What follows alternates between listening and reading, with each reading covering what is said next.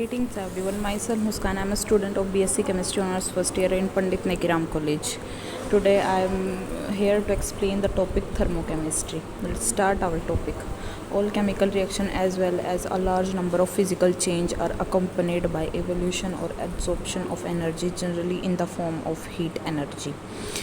That is, energy is transferred from the system to the surrounding or vice versa. The branch of chemistry which deals with the energy change such as heat, light, electricity, etc. accompany chemical reaction is known as chemical energetics. The restricted branch of chemistry which deals with the study of heat changes accompany chemical reaction is known as thermochemistry. The reaction which accompanied by the evolution of heat, that is, in which heat is transferred from the system to the surrounding, is called exothermic reaction, where as the reaction are accompanied by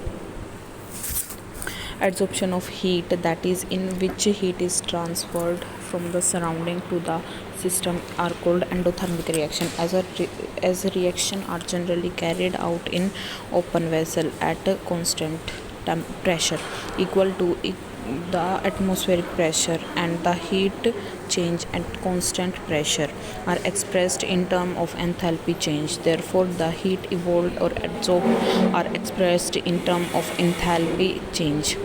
But here delta H reaction is equal to the sum of enthalpy of product minus sum of enthalpy of reactant. Now, as the exothermic reaction, heat is evolved, enthalpy of a reactant must be greater than enthalpy of a product. Hence, delta H for exothermic reaction is negative. Similarly, for endothermic reaction, as the heat is absorbed, enthalpy of a reactant must be less than the enthalpy of product. Therefore, delta H for endothermic reaction is positive. Hence, taking a few example of exothermic reaction, methane is burned in the presence of oxygen. It will give carbon dioxide and water. In this process, this is a endothermic reaction. So our heat of enthalpy of reaction is equal to 890 kilojoule per mole. Now we study standard state. The molar enthalpy of any substance depend on pressure and temperature. That is, it is a function of pressure and temperature. If every reactant and product is taken at atmosphere and temperature of 298.15 Kelvin, the enthalpy change accompanying the reaction is called standard enthalpy change of reaction. It is represented by delta H naught. These conditions, that is 1 atmospheric pressure and a temperature of 298 Kelvin, are called standard state condition. As absolute value of molar enthalpy of any substance can be determined. Hence, the following convention is used to find the standard molar enthalpy of any substance. The standard molar enthalpy of every element at 1 atm pressure and 298 Kelvin is the most stable state is taken as 0. Now we've discussed the above convention help us to calculate the standard molar enthalpy of any compound is explained below, taking an example. But the standard enthalpy change of the above reaction is the standard enthalpy of formation of HI as defined as in next section, represented by enthalpy of formation. Hence, enthalpy of formation of HI, the standard enthalpy of formation of a compound, is equal to the standard enthalpy of formation.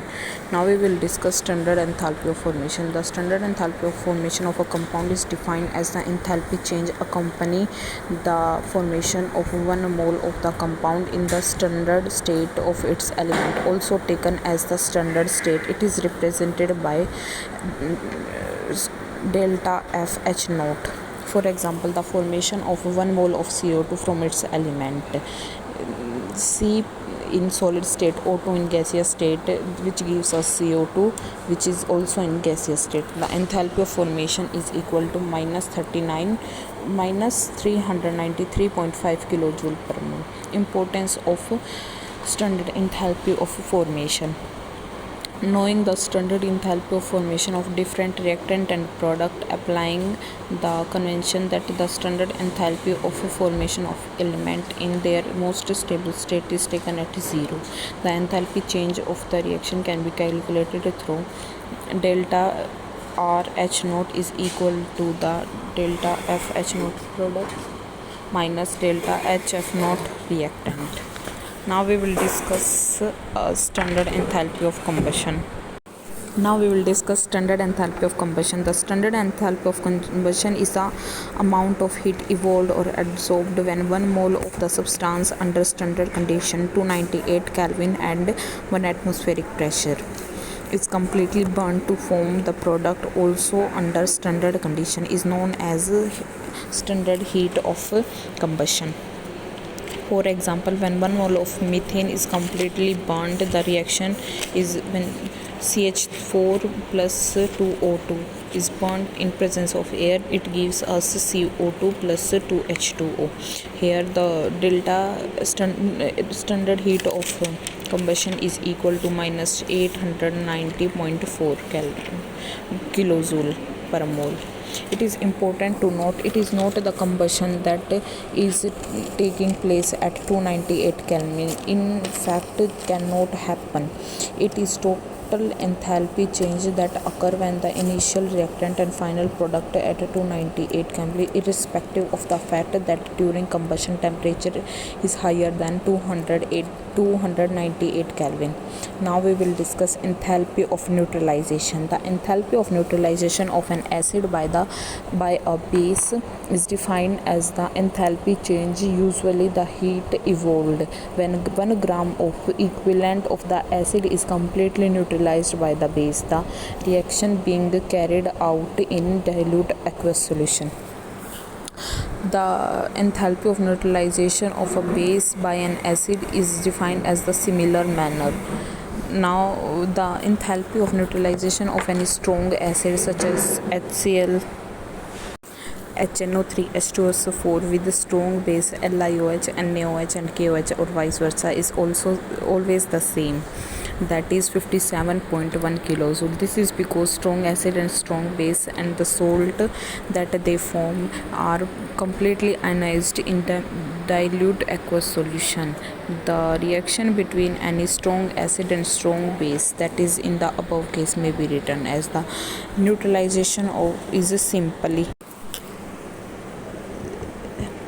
simply a reaction between H positive ion given by an acid with OH negative ion given by the base to form 1 mole of H2O. Since strong acid and strong base ionize completely in dilute aqueous solution, the number of H positive ion and OH negative ion produced by 1 gram of equivalent of strong acid and strong base are always the same. Now we will discuss Hash law of constant heat summation. G.H. Hash, a Russian scientist in 1840, gave a law about the heat of reaction on the basis of experimental observation. This law is known after his name as Hash law. It states as follows: the total amount of heat evolved or absorbed in a reaction is the same whether the reaction takes place in one step or number of steps. In other words, the total amount of heat exchange in a reaction depends upon the nature of initial reactant and the nature of final product, and it is independent of its path and or the manner by which this change is brought to be out.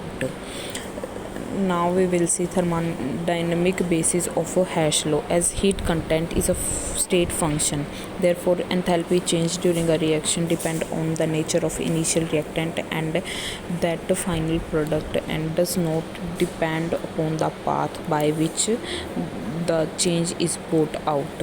Theoretical proof: consider a reaction A gives us D. Suppose the heat evolved in this reaction directly is Q joule. Now suppose the reaction take place in 3 steps. A gives us B, B gives us C, C gives us D. Suppose the heat evolved in 3 steps is Q1, Q2, Q3 joules respectively. Total heat evolved is equal to Q1 plus Q2 plus Q3 is equal to Q joule.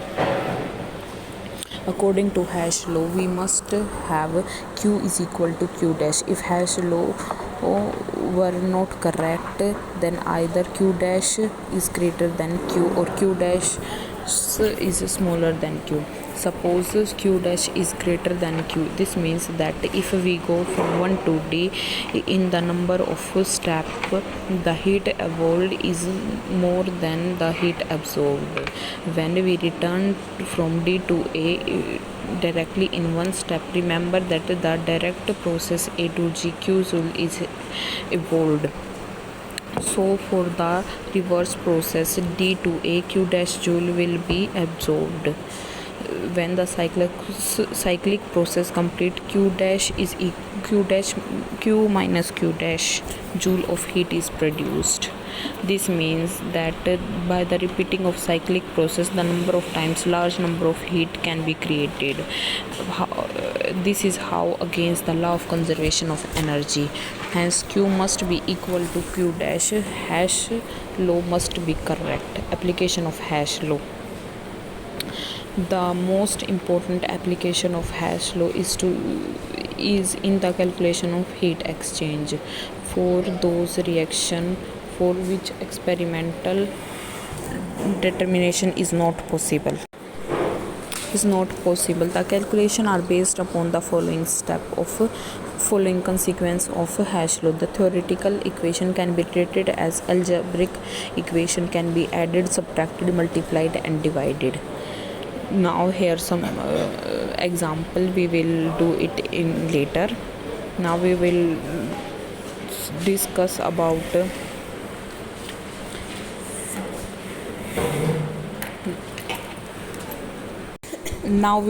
bond enthalpy and bond energy. We know that energy is evolved when a bond is formed and energy is required for the dissociation of the bond. Hence, bond energy is defined as bond energy is the amount of energy released when one mole of bond are formed from isolated atom in the gaseous atom, or the energy required to dissociate one mole of bond present between the atom in the system in the gaseous molecule.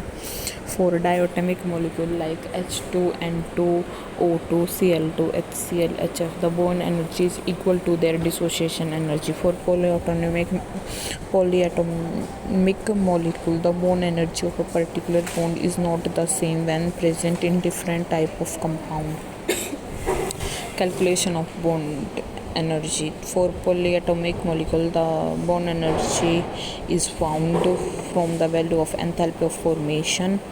Similarly, the bond energy of heteronuclear diatomic molecule like HCl, HF can be obtained directly from the experiment or may be calculated from the bond energy of homonuclear diatomic nucleus.